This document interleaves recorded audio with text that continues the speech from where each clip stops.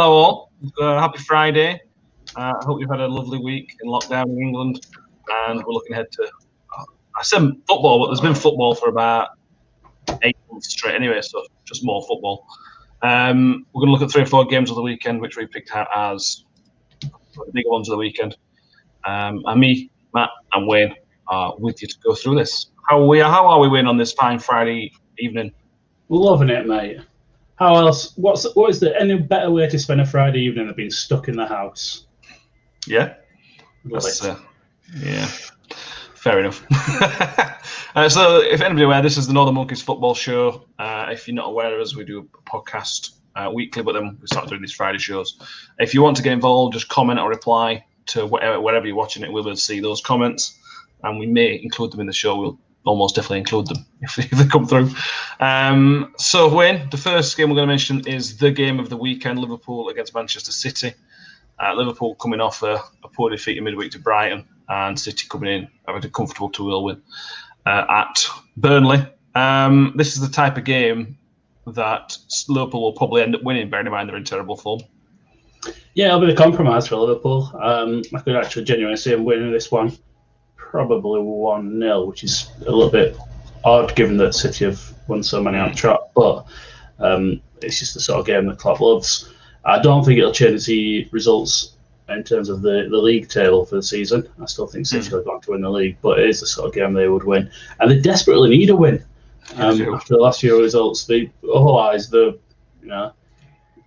at risk of letting Man U cut them adrift, and it to be a 2-horse race. Well, it's only a 1-horse race, but one and a half horse race. So yeah, for me, even though I don't think they've got anyone else back from injury just yet. No, I think so. Still doubtful, but yeah, for me, 1-0 Liverpool. It's just that Manchester United are only worth half a horse in a title race against City. Yeah, no one's beating City to that title. No, I probably agree with that. Liverpool come into it 4 games at home without a loss, having had that ridiculous unbeaten run. And City, I think they won either 12 or 13 in a row in all competitions. Yeah. So it should, all the stats point towards Man City having a fairly comfortable win. But we win. I just can't, in these circumstances, I just can't see Liverpool not winning. I'm going to go 2-0 though. I'm a bit more comfortable than Wayne. If Liverpool get going, they'll get a couple of goals, I reckon. But it depends if they get going. It obviously depends if they get them goals or not. If City win, then I assume you're going to agree with this, Wayne. If City win, Liverpool are out of the title race. Oh yeah, if City win this, then everyone's out of the title race. But yeah, but Liverpool particularly, do or die. What you got, Jurgen? Let's see what you bring into the party. Have you seen he's had a dig today, Klopp, about? He's always having a dig at something. He claims because City had the COVID issues where they had to shut down for a little bit. Klopp said that they basically City had 2 weeks off, basically a 2-week break during the season. Oh yeah, because having all those COVID issues, this disease that's killed over 2 million people worldwide, is obviously a good thing, isn't it? It's basically just a holiday. Yeah. Shut up. Yeah.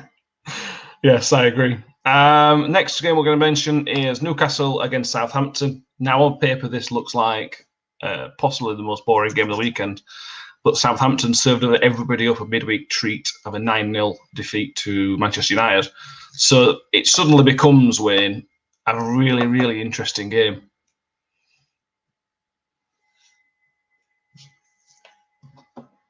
Wayne, you're on mute. Okay. Wayne appears to be. Is that better? I don't particularly know why that happened, but it's live and all that. It should be a boring game on paper, but having what's happened with Southampton, you'd expect them to come back and show a bit of bottle. Actually, I don't think they will. For the first time this season, I'm going to go for a Newcastle win. I'm going to go for a very, very bold 1-0 again. Another 1-0 home win. I'm getting really, we're thinking really outside the box here. But I'm going to go for a 1-0 Newcastle win on that one. What do you think, Lexi? I can't see Southampton not winning. There'll be such a reaction. I know they've still got injuries. Bednarek's red card was overturned. so that helps the defensive issues a little bit. Hasenhüttl will want a response, and a big response to that, I would have thought.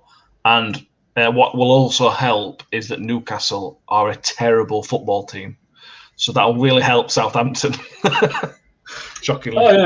Oh yeah, they are, but I've not said it that often this season. I just think it's that one game that we're going to see a surprise on.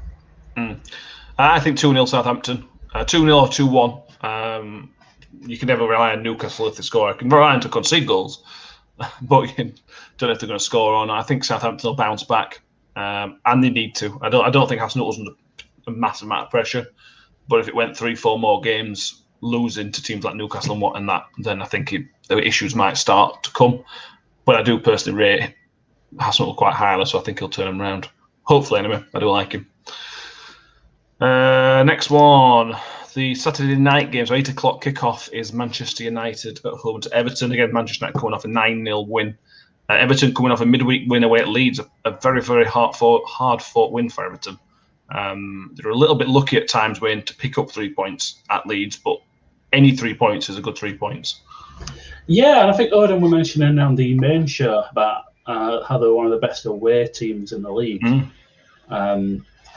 However, I can't see them getting anything at Old Trafford. No. So, for me, I'm going to go for a 1-1 draw. Ooh. I think ones today, Wayne.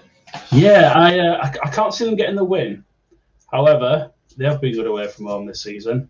And Man U will feel that they have to get that win prior to the Liverpool City game. I think I can see them bottling it. So I'm going to go 1-1 on that one.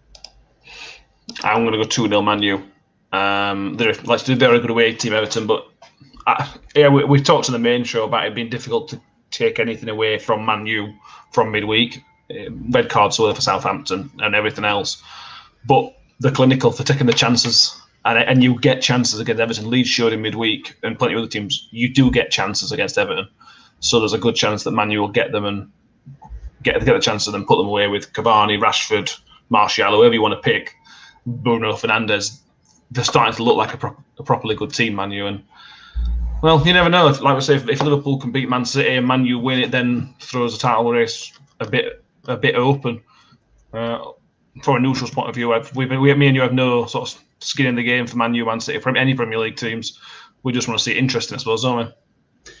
Absolutely. Do you want to see an exciting end to the season? Because at the minute, it looks like City's going to run away with it. The exciting part of the top of the Premier League, I think, is going to be who finishes in the top 4. Yeah, I agree. Completely agree. Talking about running away with things, Sheffield United are also playing this weekend again against Chelsea. They're on 11 points win. They're not going to go down as the worst team in Premier League history based on points.